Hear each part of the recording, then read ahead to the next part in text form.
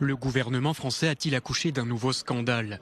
Le Rivotril, sous forme injectable, est mis en cause suite à la publication d'un nouveau décret paru au journal officiel le 29 mars dernier et passé presque inaperçu.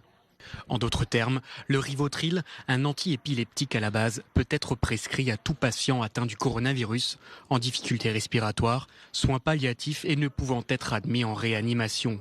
Tout médecin est susceptible de prescrire ce traitement, entièrement pris en charge par l'assurance maladie. Le problème est le suivant, les effets indésirables sont particulièrement accrus chez les personnes âgées, dont une, irréversible, l'arrêt respiratoire. L'injection intraveineuse entraîne cet arrêt respiratoire complet en douceur, c'est-à-dire la mort du patient.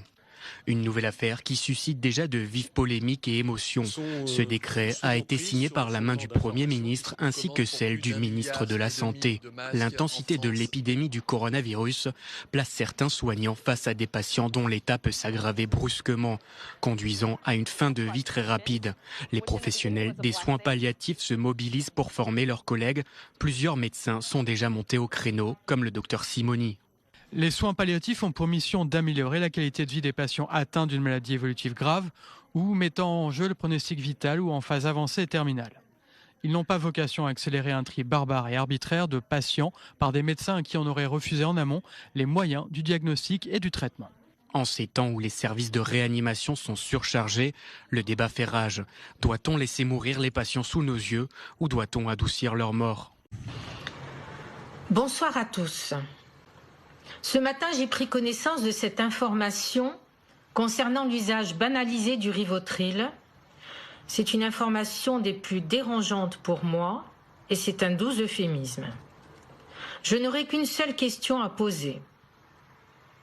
Comment se fait-il que certains gouvernants français aient réussi si vite à donner aux médecins généralistes de ville l'autorisation officielle de pouvoir prescrire la mort sûre avec le Rivotril, alors que, parallèlement, et depuis le temps, ils persistent à interdire à ces mêmes médecins de ville de pouvoir prescrire la vie, quand bien même elle serait hypothétique, grâce à la quinine, qui est une molécule connue et vieille comme le monde. Nous, médecins, nous ne sommes pas uniquement des médecins du corps, nous sommes également des médecins de l'âme.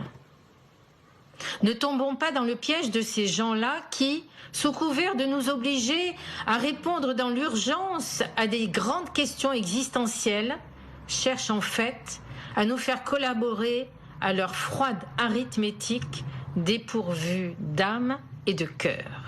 Et pour vous, d'un côté, on a le gouvernement qui interdit la possibilité d'une option pourtant cautionnée par un grand scientifique, le docteur Raoult, et d'un autre côté, on a l'autorisation d'abréger la vie de quelqu'un. Est-ce que c'est une autorisation de tuer? Ma réaction, je persiste et je signe. Le Rivotril est un sédatif qui peut amener à une mort. À la mort, il ne doit pas être donné, justement. Mais le Valium aussi, le Tranxène aussi. Actuellement, aujourd'hui, et la morphine aussi. Un médecin de ville peut sur une simple ordonnance, c'est ridicule de dire ça. Quelle pharmacie a donné du Rivotril. Les dizaines de médecins qui m'ont appelé, qui sont au moins aussi compétents que le professeur Benchimol, pour qui, encore une fois, j'ai du respect, m'ont dit exactement l'inverse. C'est une possibilité de donner la mort à tous les médecins sans l'accord du patient. S'il y a l'accord du patient et s'il y a l'accord de la famille, après c'est un problème éthique qui est beaucoup plus compliqué, mais on peut en débattre. Dans le cas précis, n'en déplaise à ce qu'a dit le professeur, on peut le donner sans l'accord du patient et sans l'accord de la famille, parce que imaginez relisez s'il vous plaît, monsieur le député. Monsieur le député, je vous demande de lire simplement les conseils de la Société française. Je voulais juste terminer. Le professeur a dit, pour sauver, même si on peut sauver un patient, une vie, sur des dizaines, comme je l'ai vu encore à Mulhouse, ce couple qu'on disait condamné et qui a été sauvé sur les informations hier de France 2, je crois. Il faut tenter le coup. Merci. Tant qu'il y a un espoir, il peut avoir de la vie. Merci.